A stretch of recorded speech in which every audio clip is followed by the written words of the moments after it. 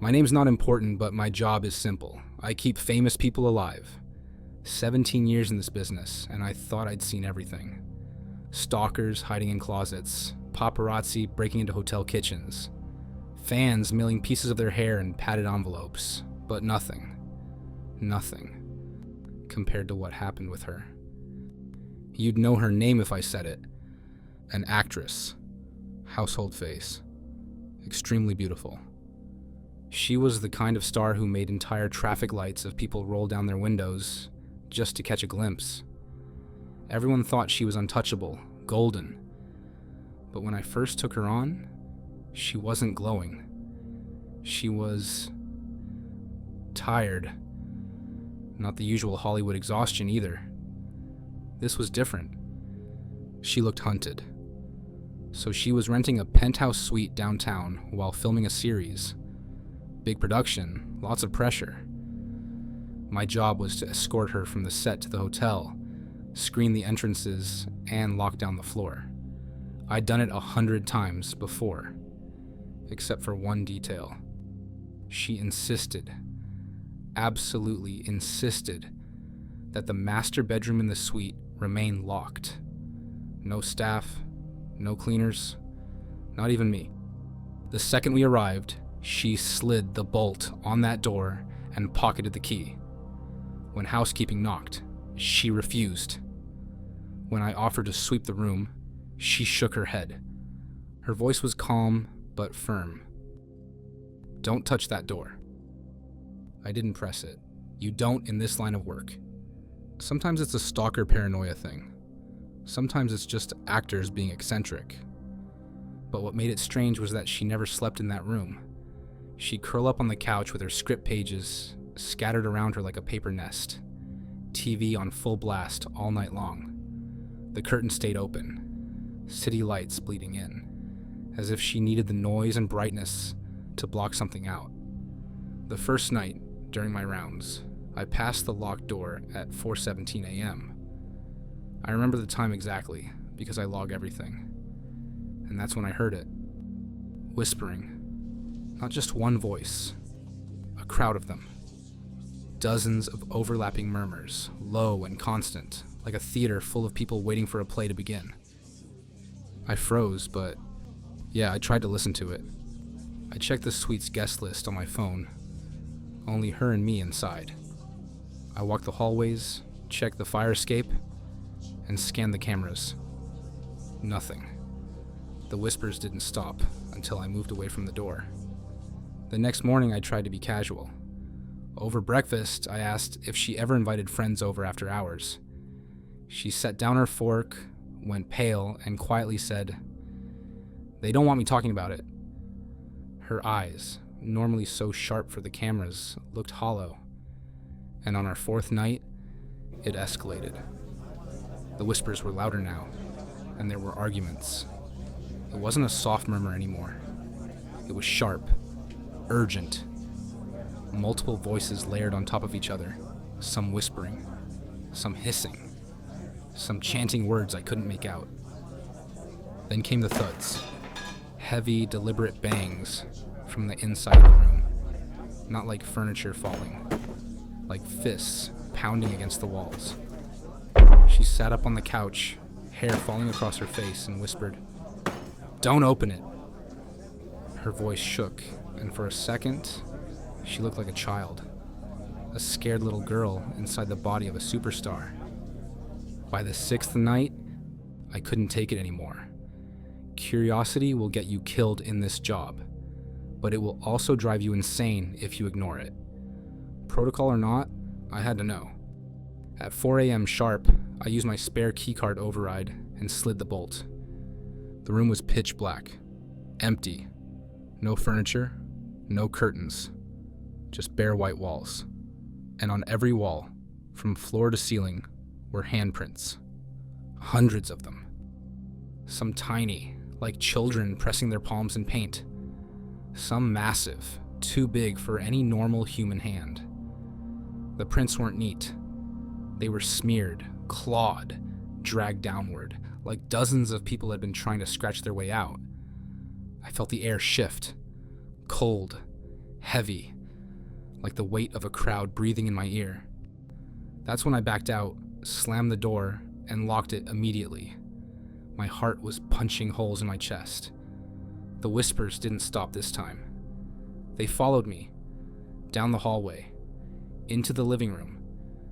For the rest of the night, it was like they'd escaped the room and were hovering just outside my hearing, ready to seep through the walls. When she saw my face in the morning, she didn't ask what I'd seen. She just said, "That room isn't mine. It's theirs. I just rented the rest of the suite." She left production a week later, canceled everything. The official story was exhaustion, Hollywood PR at its finest. But I know better, because I still dream about that room. In the dream, I'm back in the penthouse. The whispers start again. And this time, when the door opens, it isn't empty anymore.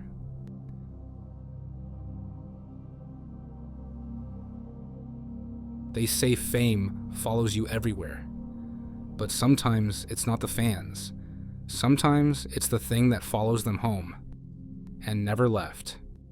If this makes your skin crawl, hit like, drop a comment, and share before the lights go out. And if you're here right now, subscribe and then don't look behind you.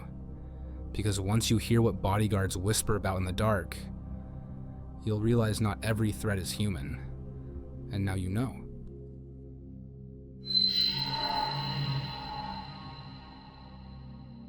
Actually, I wasn't supposed to be in this detail. One of the senior guys caught the flu, and they called me in as backup. I'd only been in the private security circuit for 2 years, mostly covering low rent events. Nightclub gigs, product launches, the occasional influencer with more money than sense. Guarding a world-famous director at a film festival? That was way out of my pay grade. I figured it would be easy. Older client, not exactly paparazzi bait, but was surrounded by handlers. And my job, like any other bodyguard, was to guard his hotel floor, keep the elevators and stairwells clear, and stay invisible. And no drama at all. So the first night started quiet. It was too quiet. That kind of wealth buys silence. Carpet so thick, you barely hear your own boots. Lights dim to a golden glow. Walls that eat sound. By midnight, the whole floor felt like a tomb. And at 12:37, I did my second sweep of the hallway. And that's when I saw it. The rooftop access door at the far end was slightly open. Just a crack, swaying like it had been pushed moments ago. Our protocol said to check it, so I did. My flashlight beam cut across the metal stairs, dust dancing in the air. I like to play with it. Then I climbed. The roof opened up above me like another world. Cold air, machinery humming, neon from the city bleeding across the skyline. At first, it looked empty, but then I froze. Someone was there. He stood on the far edge of the roof, facing against the glow of the city. He was tall, thin, and motionless. He didn't fidget, didn't sway, didn't even shift his weight. His suit jacket rippled in the wind, but his head stayed perfectly still, locked downward, staring at the hotel windows below. One of those windows was my client's suite. I shouted, asking him who he was, with the radio in my hand. But there was no response. My flashlight caught only the gleam of his shoes, polished black leather, planted right on the ledge. I walked towards him to check what's happening, and why he was standing there alone at this time. And that's when he turned, and my stomach dropped. It was me. Not just a resemblance, not like a twin. It was me. My face, my jaw, my scar above the eyebrow, from a bar fight years ago. He smiled when I froze, a slow, deliberate curl of his lips, like he'd been waiting for me to notice. Then he stepped back and fell. I ran, legs burning, flashlight bouncing in my grip. I expected to hear the impact, bone and concrete colliding far below, but there was nothing. No scream, no thud, no crowd gathering in the street. When I reached the ledge and looked over, the street was calm. Cars rolled by. Neon lights blinked. Not a soul out of place. No one had fallen. I walked back, adrenaline shaking my hands. Behind me, the rooftop door slammed shut with a metallic clang. When I tried to open it, it was locked from the inside. So I rushed back downstairs and checked the security feeds. There was literally nothing. The cameras showed me doing my rounds. But when I climbed the rooftop stairs, blank. Just static until I reappeared in the hall minutes later. The next morning I reported nothing unusual. What was I supposed to say? That I saw myself on the roof smiling before he jumped? Rookies don't last long when they sound insane. But that wasn't the end. Since that night, I've noticed something I can't explain. Whenever I'm standing near windows or mirrors on a job, sometimes the reflection doesn't move right. It lags, just a fraction of a second behind me. And worse, sometimes it's smiling when I'm not. It feels patient, like it's waiting. And I know one of these days I'll turn and see it standing there again, on the other side of the glass.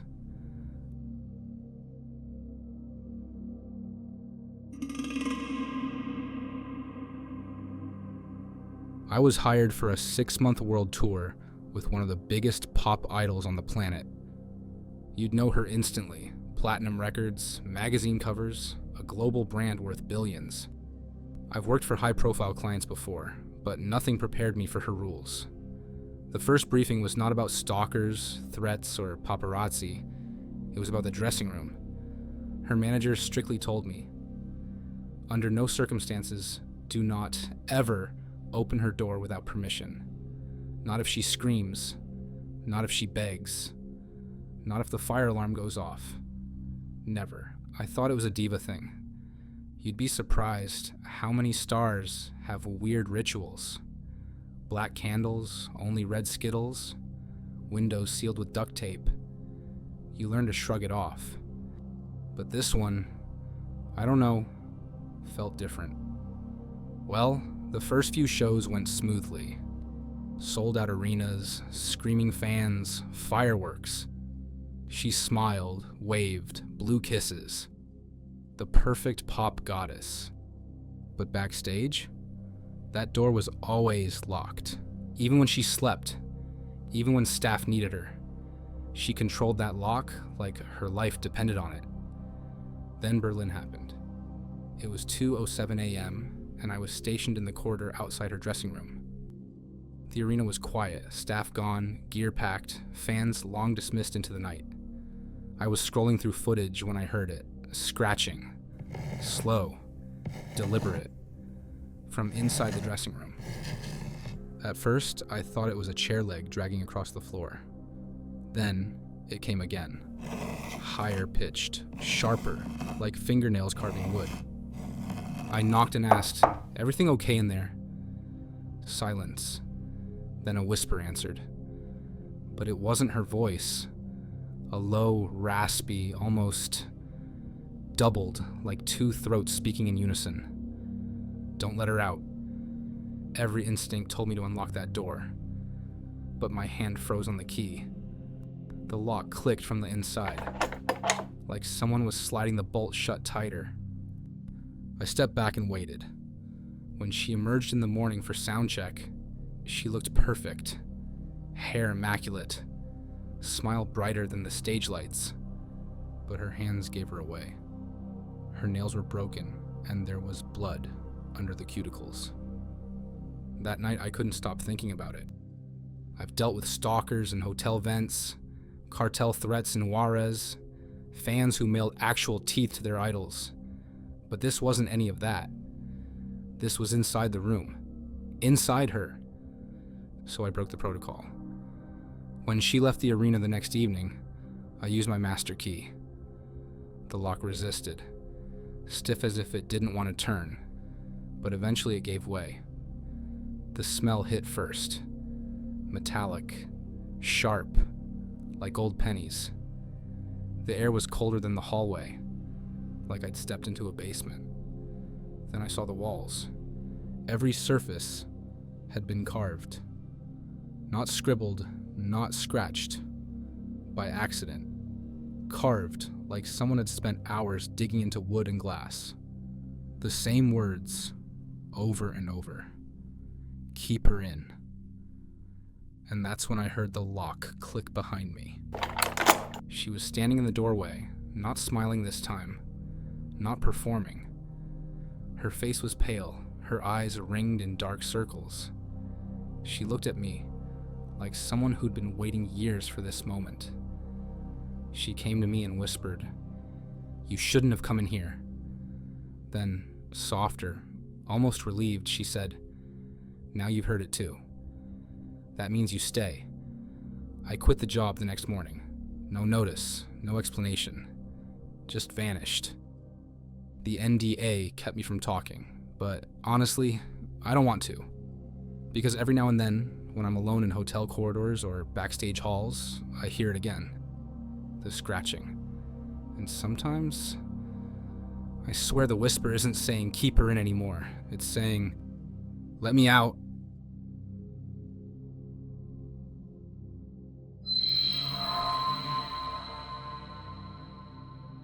I was working a residency gig in Vegas with a legendary rock frontman. You know him, Mr. X, decades in the game. Still pulling crowds. Still breaking guitars. Still pretending he hadn't aged a day. But behind the sunglasses and leather jackets, the man was terrified of one thing. Hotels. Not all hotels. Just one. The first time I heard about it was during rehearsals. His manager came up to me with a look I'd never seen before. He then warned me. If he ever says he wants to stay at that place, you stop him. Doesn't matter if he fires you. You don't let him book it. I thought it was a figure of speech. Some old rock star feud with a casino owner, maybe.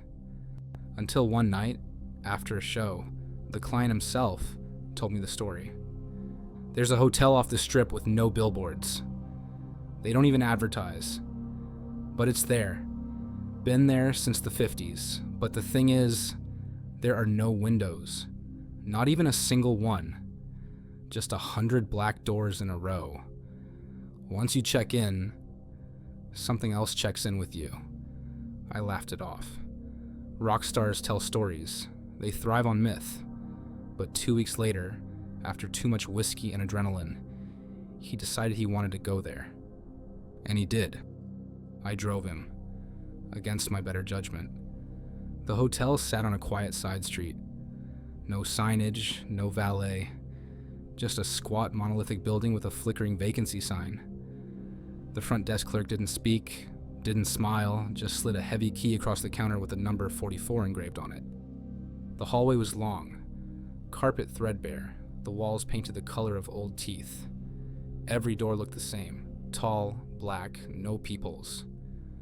When we reached room 44, I noticed something strange. The air was thick, like breathing through damp cloth. Inside, the room was spotless. Too spotless. No TV, no clock, no minibar. Just a bed, a chair, and a mirror nailed to the wall. My client tossed his bag down and said, "Don't let me fall asleep." Then he collapsed, fully dressed, on the bed. I sat in the chair, watching the door, and hours crawled by. At some point, I must have nodded off, because when I opened my eyes, the mirror wasn't reflecting the room anymore. It was reflecting the hallway. I froze. I could see the same carpet, the same doors stretching endlessly. But in the reflection, the doors were opening, one by one, and something was stepping out of each room. It felt wrong, like shadows, trying to remember how to walk. Then, the door in the mirror, the one labeled 44, started to creak open. I ran around. The real door behind me was shut tight. Deadbolt still latched. But in the mirror, it opened wide, and something long-fingered, pale, began crawling through. I shook the client awake. He opened his eyes, saw the mirror, and screamed. He bolted upright, grabbed my arm, and yelled, "We have to go now." We left everything, luggage, passports, gear, ran barefoot down the hall, out through the lobby, into the night air like drowning men coming up for oxygen. Back in the SUV, he finally stopped shaking long enough to say one thing. I stayed there once before. Woke up outside my own body. I watched something else wear my face. We never spoke of it again. But a month later, I checked the strip on Google Maps. The hotel wasn't there. There were no photos, just a gap where the building had been. But I know what I saw. And sometimes when headlights flash across a dark building at night, I catch a glimpse of black doors with no windows. And I wonder if one of them still has our names on it.